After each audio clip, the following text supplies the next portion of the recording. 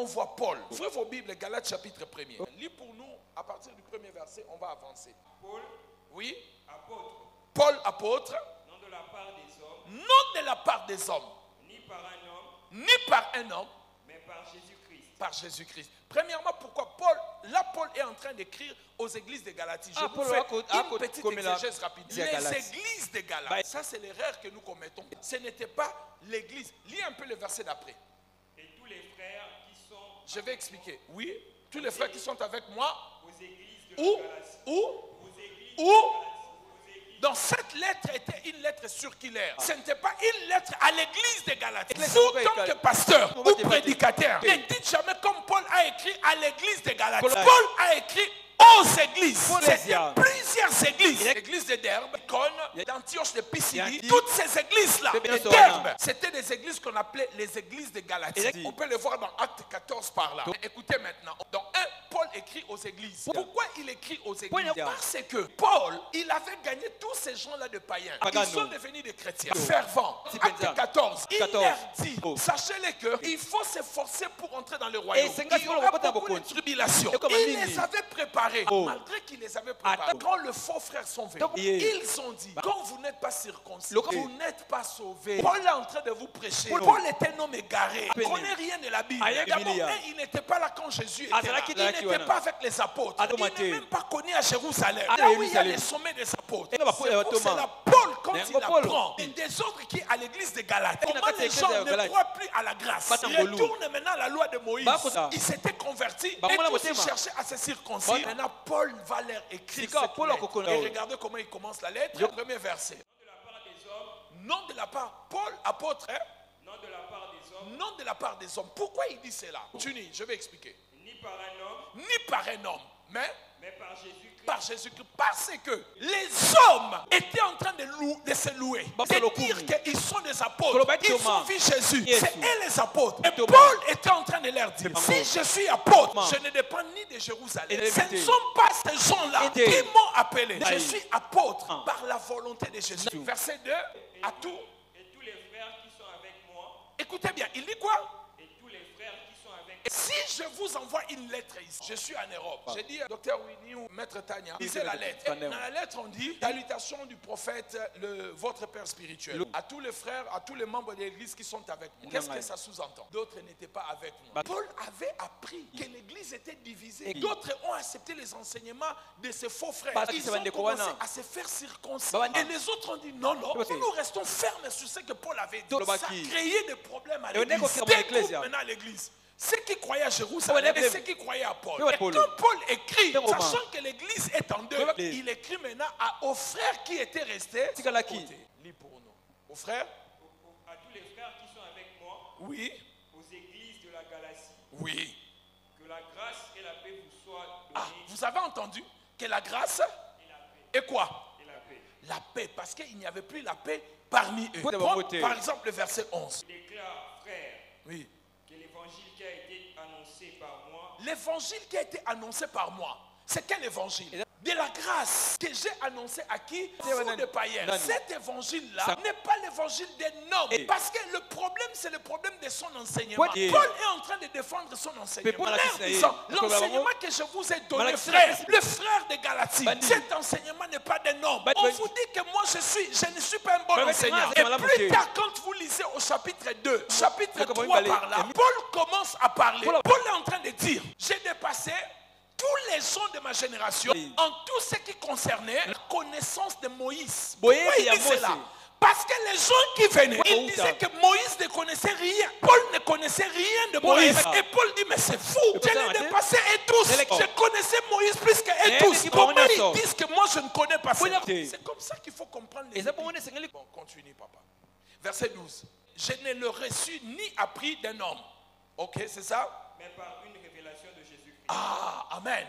Donc, ce que moi je vous dis là, vous me parlez de Jérusalem. Je n'étais pas avec des Jacques, je n'étais pas avec des Pierre. Parce que ce ne sont pas eux qui m'ont appris. Ce que je vous enseigne, je l'ai reçu directement par la révélation. N'oubliez pas que Paul a accédé jusqu'au 3e siècle. Donc, il a eu accès à des choses que des Pierre n'avaient pas connues. Et il dit ce que je vous enseigne. Aucun homme ne m'a appris à Jérusalem. Continue verset 13 et 14. Vous avez su, Vous avez su, en effet, en effet, quelle était autrefois conduite dans le judaïsme. dans le judaïsme. Comment j'ai persécuté à outrance et ravagé l'église de Dieu. Continue, verset 14.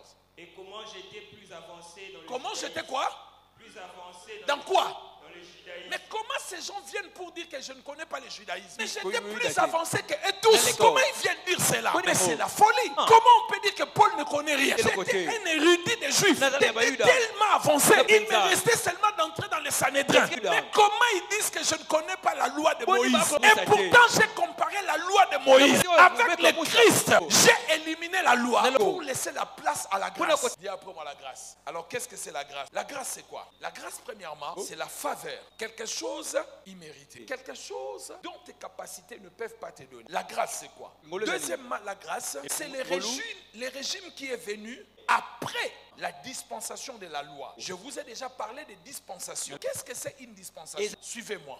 La dispensation c'est quoi? C'est une manière dont Dieu vit avec les gens pendant une période. On appelle cela la dispensation. Nous avons 7 dispensations. La première dispensation c'est la dispensation de l'innocence qui commence avec la création de l'homme jusqu'au péché. Cette dispensation là on appelait ça innocence. Ça veut dire que les gens qui vivaient dans cette période là, Adam et Ève étaient innocents de péché. Ils savaient qu'une seule loi. La loi en question c'était quoi? De ne pas manger l'arbre de connaissance du bien et du mal. C'était la seule loi que Dieu leur avait donnée. Tout ce qu'ils faisaient à côté, même s'ils volaient, même s'ils détruisaient, Dieu n'allait pas imputer cela comme le péché. Parce que le péché est péché si cela est prévu dans la loi. C'est le principe des droits qu'on appelle nullul crimen nulla poena sine lege. Amen. Ça veut dire qu'il n'y a pas de peine, il n'y a pas d'infraction si cela n'est pas prévu dans la loi. Je fais pipi sur un mur. Les policiers viennent m'arrêter. Allez, Moloko, on part en prison. Si je connais la loi, qu'est-ce que je vais leur dire? C'est écrit où dans la loi? Si quelqu'un fait pipi sur le mur, il faut l'arrêter. Comme ce n'est pas écrit, il faut qu'il me laisse. J'ai la dette de pasteur Noël. Les policiers viennent m'arrêter. Tu dois $200 à quelqu'un. Allez, on va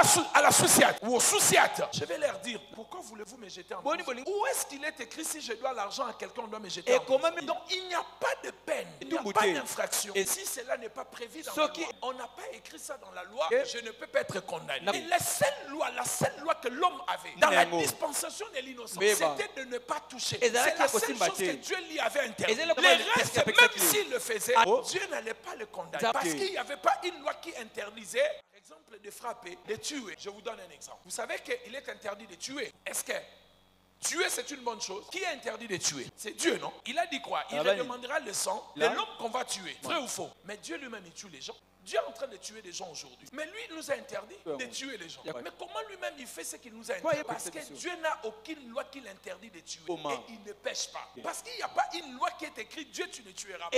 Tu es en train de me comprendre. Et la première dispensation va se solder là. Deuxième dispensation, c'est la conscience. Ça veut dire que depuis l'homme avait péché, il a pris conscience maintenant du péché. Et la deuxième dispensation va finir au déluge. La troisième dispensation, c'est le gouvernement humain qui va commencer avec Noé jusqu'à ce que Abraham arrive. La quatrième dispensation, dispensation de la promesse qui va aller avec Abraham. C'est pour cela, dans Romains 5, Romains chapitre 5, verset 14.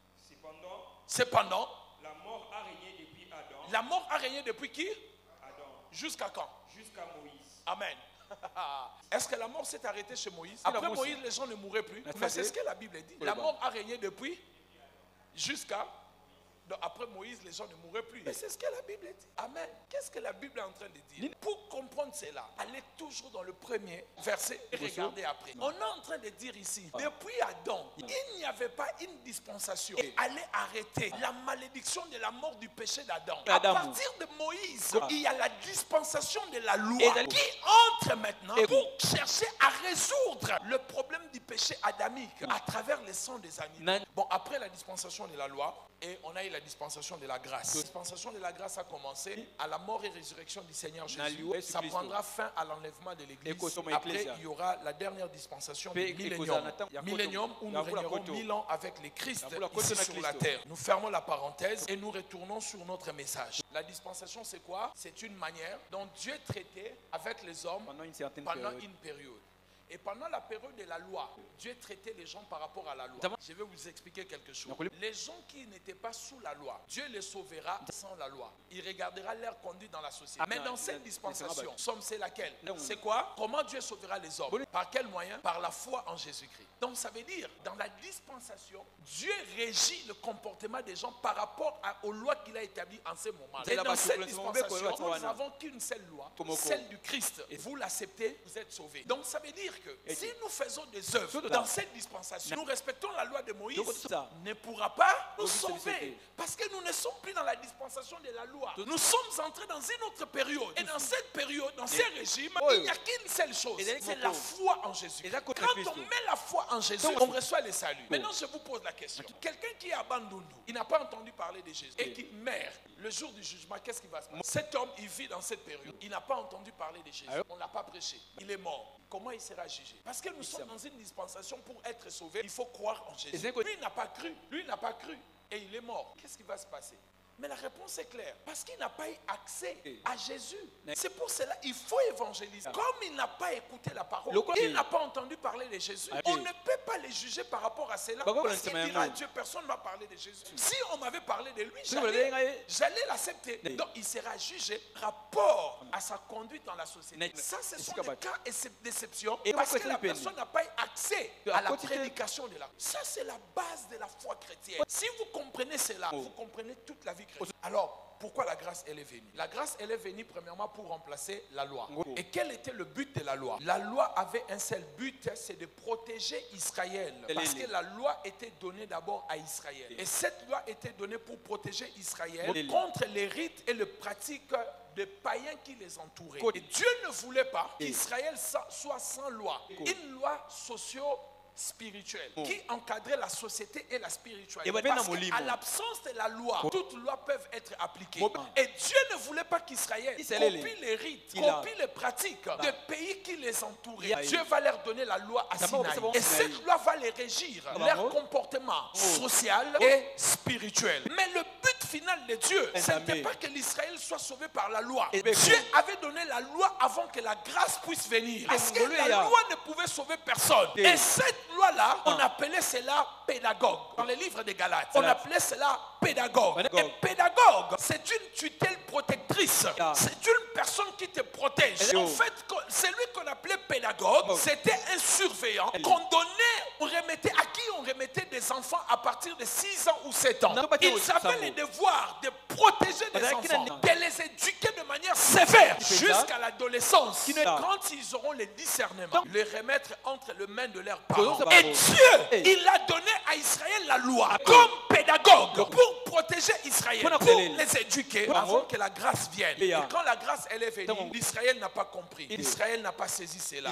Ici, vous devez bien m'écouter. Alors, la grâce elle est venue premièrement pour régler le problème des péchés. Parce que la Bible dit que le péché s'était étendu sur tous les hommes. Lorsque Adam avait péché, écoutez-moi, quand Adam a péché, Adam cherchait à manger un fruit. Le fruit là, c'était de l'arbre de quoi? L'arbre de vie. Et si Adam avait mangé cet arbre-là, le fruit de cet arbre-là, Adam allait vivre éternellement. Et il allait vivre éternellement dans le mal. Parce que la nature du mal était entrée en lui. Dieu, par son amour, il a empêché Adam de ne pas manger l'arbre de vie. De peur qu'il n'y ait plus une procédure pour les sauver. Parce qu'il allait vivre éternellement avec la nature du mal. Et Dieu a dit, empêchons-le de toucher cet arbre jusqu'à ce qu'on va expier le mal. Maintenant, il fallait régler le problème du péché. Il fallait que Dieu règle le problème de péché. Pas le problème de péché. Mais le problème de quoi? Il fallait qu'il règle le problème de péché. Pas le problème de péché. Parce que quand vous réglez le problème de péché, que vous n'avez pas réglé le péché, ça va produire quoi? D'autres péchés. C'est comme si on veut couper l'arbre et laisser la racine. Et Dieu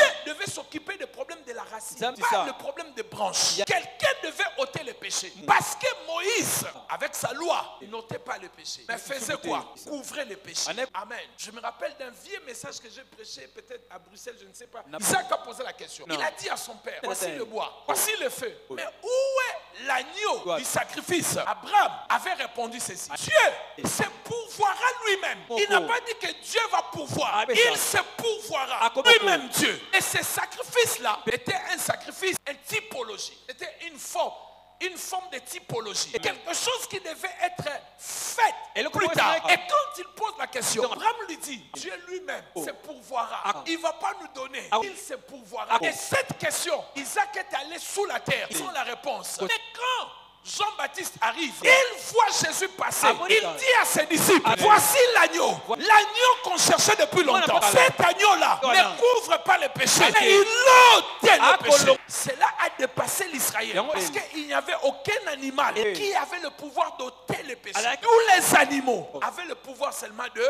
couvrir le péché. Parce que le principe des sacrifices animaux ou des animaux, on ne pouvait que sacrifier des animaux domestiques, pas des animaux sauvages. C'est pour cela que Jésus ne s'est pas présenté comme les lions qui devaient être sacrifiés. Il était lion et agneau. Mais l'animal qui devait être sacrifié, c'était un animal qui était au milieu des hommes pour sauver les hommes. Pour cela, on a pris l'agneau par le lion. Et cet animal, c'est lui qui devait régler le problème de péché. C'est Christ Jésus. Parce qu'il devait régler ses problèmes. Et le Dieu Tout-Puissant, il savait, si je dois régler le problème de péché chez le pécheur, je tuerai le pécheur. Parce que le péché est en eux. S'il faut que je frappe le péché, je dois d'abord frapper le pécheur. Et il faut que quelqu'un porte et le péché et le pécheur. Mais cette personne-là doit être juste, doit être pur, doit être propre. Lorsque je frapperai le péché, la pureté de cette personne, elle sortira, elle ira vers le péché. Du coup, le pécheur ne mourra plus, mais le pécheur vivra grâce à la pureté